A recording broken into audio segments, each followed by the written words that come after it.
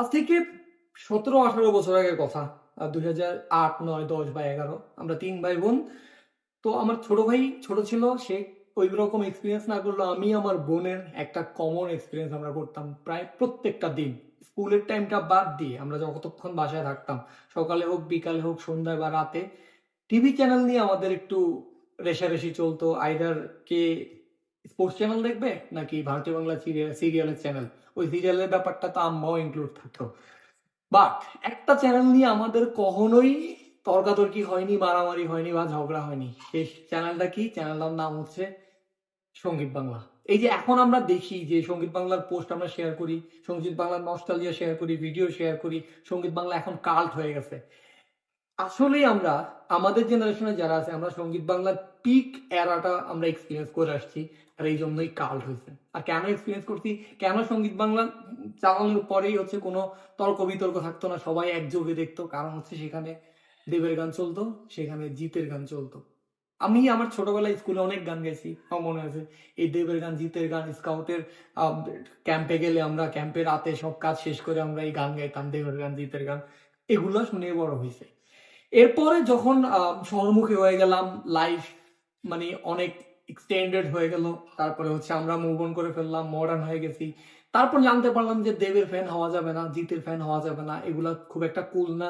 দেবের ফ্যান, জিতের মুভি দেখা, এগুলো হচ্ছে আনকুল, অ্যাস্থেটিক না, কিংবা এগুলা খ্যাত। কারণ ইউনিভার্সিটিতে আসার পর আমার মনে আছে 2017 দিকে মেবি ইউনিভার্সিটিতে আমি একটা জিতের কোনো একটা পোস্টার বা জিতের কোনো একটা ছবি আমি আমার ফেসবুকে কভার ফটোতে দিয়েছিলাম। তো তখন আমার ভার্সিটির একটা ফ্রেন্ড আমার এইভাবে বলছিল যে লাইক হালাকি খ্যাত নাকি জিতের মুভি বা জিতের ছবি পোস্টার হচ্ছে কভারে দেয়, এই টাইপের আর কি। তো বাট এখন ওই যে আপনি যতই মুভ অন করে ফেলেন বা যতই আপনি একটা কুল ভাব লয়ে থাকেন, বাট আমার ভিতরে জিতের যেই ফ্যান, ওই মলানা মানুষ, যে প্রথম জীবনের কোনো কিছুই মানুষ ভুলতে পারে না, বা প্রথম জীবনের কোনো কিছু যেটা পিওর থাকে, তো ওই ফ্যান সুলভ ব্যাপারটা এখনো আমার মধ্যে রয়ে গেছে। এখনো আমার বোন যখন বাসায় বেড়াতে আসে, ও মজার ব্যাপার হচ্ছে, তো এর পরবর্তী জীবনে আমরা আবিষ্কার করছি আমার বোন, তার শিরায় শিরায় রক্ত, সে দেবের ভক্ত, আর আমি আর আমার ছোট ভাই হচ্ছে আমরা জিতের ভক্ত। তো এখনো যখন বোন বেড়াতে আসে বাসায়, আমাদের মধ্যে তর্কাতর্কি হয়, সে দেবরে ডিফেন্ড করার জন্য যা তা বলে, আমরা জিতরে ডিফেন্ড করার জন্য যা তা বলি। তো এই কথাগুলো বলার কারণ কি? বলার কারণ হচ্ছে রিসেন্টলি জিতে একটা মুভি আসছে অনন্ত সিং এর স্টোরি নিয়ে, চট্টগ্রামের কাহিনী। যেই সূর্য সেনের যে খেলা ছিলেন অনন্ত সিং, তিনি খুবই কন্ট্রোভার্সিয়াল একটা ক্যারেক্টার ইতিহাসের, তাকে নিয়ে জিৎ মুভি বানাইছে। মুভির নাম হচ্ছে কেউ বলে বিপ্লবী, কেউ বলে ডাকাত। নাম শুনেও বোঝা যাচ্ছে যে কন্ট্রোভার্সিয়াল বা আনসলভ কিছু একটা। তো মুভি বাংলাদেশে রিলিজ দেয়নি, বাট আমি এই জন্য আমি দেখতেও পাইনি এখন পর্যন্ত। বাট ওই যে যেটা বললাম, যে হচ্ছে জিতের মুভি আসলে, মুভি দেখা হোক বা না হোক, যতই হচ্ছে এখন মানে ওই অনেক ব্রড টাইপের মুভি স্কেল চিন্তা করি, কোরিয়ান মুভির সাথে পরিচয় হয়েছি, এরপরে ওয়ার্ল্ড মুভির সাথে পরিচয় হয়েছি আমরা। এখন সিনেপ্লেক্সে গিয়ে 1500 টাকা টিকিট কেটে মুভি দেখি। তো বাট ওই যে জিতের মুভি না দেখলেও একটা খবর রাখি, অন্তত অন্তত মুভি রিলিজ দিলে জিতের প্রোফাইলে গিয়ে ঘুরে আসি, বা জিতের এই মুভির বক্স অফিসে কি অবস্থা, এইভাবে গুগলে একটা সার্চ এখন পর্যন্ত দিই, এই সার্চে দেখি যে কি অবস্থা। বাট প্রত্যেকবার সার্চ দিলে মনটাই খারাপ হতো। প্রত্যেকবার সার্চ দিলে যে জিতের মুভি হুমড়ি খেয়ে পড়ছে, জিতের মুভি বক্স অফিসে ডিজাস্টার, জিতের মুভি স্টোরি ভালো না, জিতের মুভিতে অ্যাক্টিং হয় নাই। মানে লাস্ট 10 বছর ধরে এই ব্যাপারটাই আমি দেখে আসছি। প্রত্যেকবার গুগলে সার্চ করছি, প্রত্যেকবার বক্স অফিসের খবর জানতে চাইছি, প্রত্যেকবার ইউটিউবে কোনো জিতের মুভির কোনো রিভিউ দেখতে চাইছি, একটাই হচ্ছে মন খারাপ। তবে এইবার ফাইনালি 10 বছর ওয়েটের পর আমি ভালো কিছু দেখতে পাইতেছি। আমি অ্যাজ এ ফ্যান আমার কাছে চমৎকার লাগতেছে, জাস্ট খুবই দুর্দান্ত লাগতেছে। মানে অ্যাজ এ ফ্যান ফিলটা, যে হচ্ছে 2017-তে লাস্ট যে লোকটার মুভি মানে বক্স অফিসে হিট হয়েছে বা সিনেমা হলে হিট হয়েছে, সেই লোক 2026-এ এসে আরেকটা হিট দিতে যেতেছে।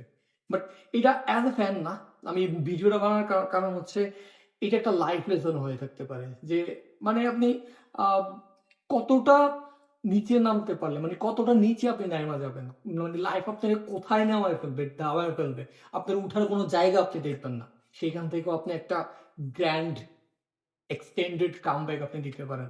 জিতের এই স্টোরি, জিতের এই মুভিটা বা জিতের এই কামব্যাকটা ঠিক ওই গল্পটাই বলে।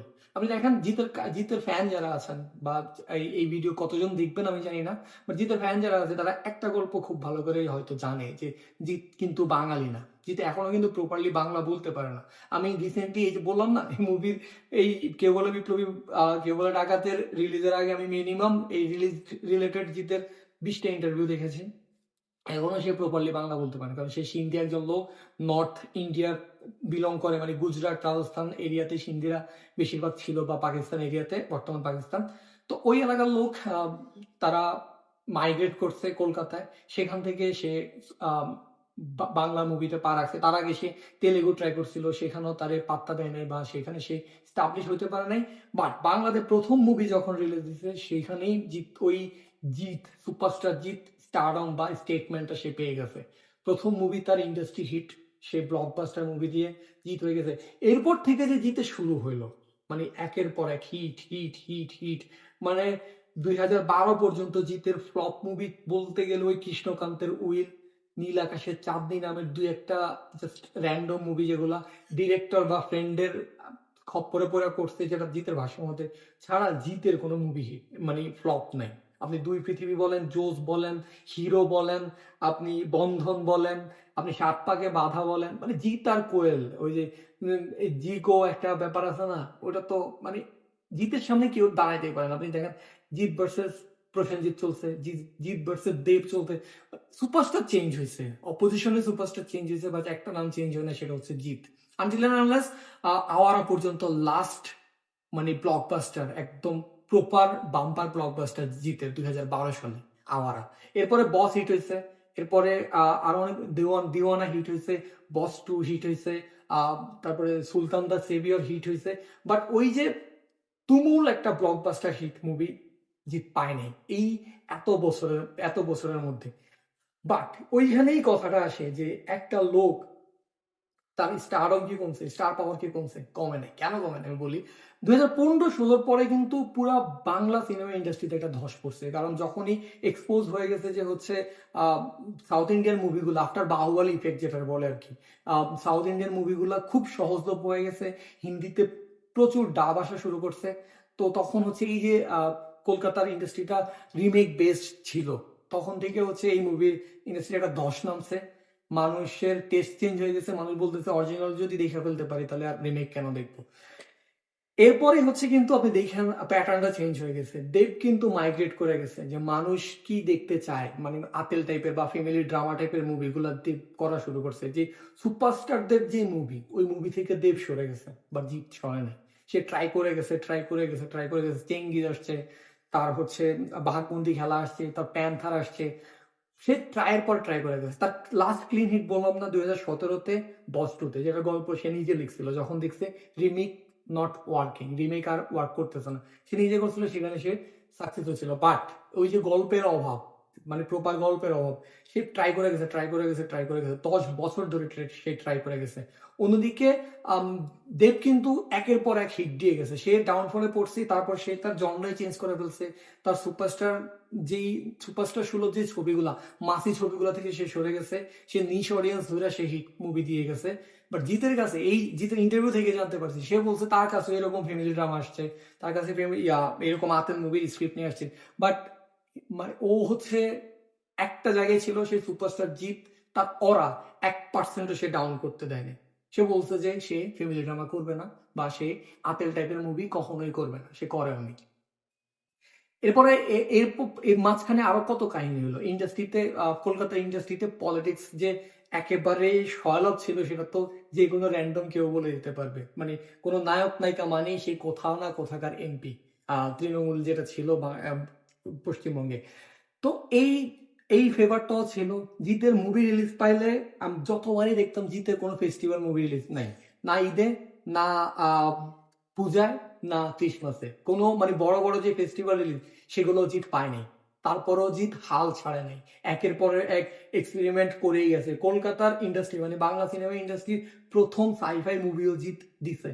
বাংলা সিনেমা ইন্ডাস্ট্রিতে বিগ স্কেলে চেঙ্গিজ প্যান ইন্ডিয়া রিলিজ পাওয়াইছে, হিন্দি ডাব হইয়া, মানে ওই মুভি মানে সাইমালটেনিয়াসলি হিন্দি ডাব হইয়া একসঙ্গে রিলিজ দিছে। সে সব ধরনের চেষ্টা করে গেছে, সাউথ ইন্ডিয়ার অবিকলে মুভি করার চেষ্টা করে গেছে, বাট যতভাবে সম্ভব তারে কোণঠাসা করে রাখা হয়েছে। সে তার ইন্টারভিউগুলো দেখে একটা জিনিস বুঝলাম যে তার অনেক কিছু বলার আছে, বাট সে বলে না কিছুই, কাউরে সামনাসামনি কিছু বলে না।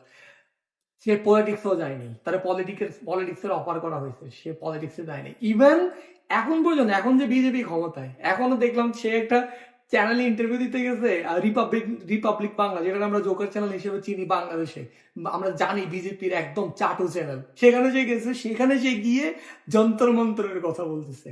তারে ইন্টারভিউয়ার জিজ্ঞেস করতেছে যে কখনো কি পলিটিক্স করবেন, বা পলিটিক্সের প্রস্তাব যদি আসে তাহলে কি আপনি পলিটিক্সে জয়েন করবেন, বা পলিটিক্সের প্রস্তাব কি অ্যাকসেপ্ট করবেন?